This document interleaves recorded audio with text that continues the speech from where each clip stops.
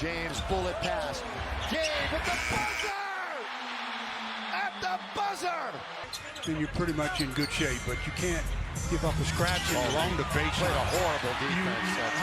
LeBron James has recently returned for the Lakers, and so have the black SUVs outside my house, so now I have to praise the king. All jokes aside, he might not be the GOAT, and some of his antics aren't the best, but there's nothing wrong with giving credit where it's due. LeBron's return has done good for the Lakers, specifically on the offensive end. His first game was terrific. He didn't hijack the offense or try to do everything. Instead, he found a way to fit in even with a smaller role, and he picked his spots. He made play after play, getting 12 assists with only 1 turnover. He was efficient, but not overly aggressive. He didn't mess up the rhythm of the offense, and he was fine deferring to Luka and Austin. Some were worried about the chemistry, but he really didn't mess it up. His body language was solid. There's nothing wrong with calling out teammates, but there were times last year where he made mistakes and blamed other players, like when he threw a pass into the third row, but blamed Rui, or when he missed a rebound, but blamed Rui. He likes to call out Rui. But now LeBron looks happy just to be out there.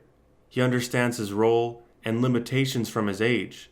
It didn't look like he was playing with any agenda, and I don't think he'll be demanding any panic trades if the Lakers go through a slump. Hopefully he won't be asking for more help, since he realizes he is the help. And now we get to the bad. Let's start with the defense. LeBron is easily the worst defender on the court for the Lakers. He's seriously worse than his son. He's horrible in the half court, horrible in transition. He barely moves on that end. And I can't give him the age excuse when he's barreling in transition and making athletic plays on the offensive end. The stats don't show it, but he was way worse in his second game because of this.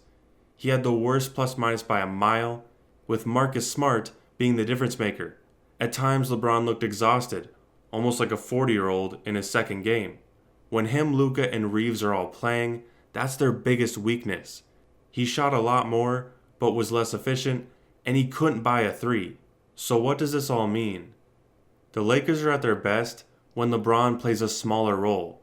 He's still great at facilitating and in moments when he picks his spots, but if he shoots too much or plays too much, he becomes a detriment even when his stats look great. The worst thing that can happen is if the Lakers start losing and LeBron feels like he has to take over. High usage LeBron at this age means less efficiency and more turnovers. His defense is beyond saving. He just isn't willing to rotate. He prefers to stand under the basket and wait for rebounds so he can go play offense. But even when LeBron plays the perfect role for his age, his massive contract is hurting the Lakers. They were smart not to extend him after this season. If LeBron wants to play another season for this team, it will have to be on a much more team-friendly deal, and he will have to fully give up his power on the roster and the coach.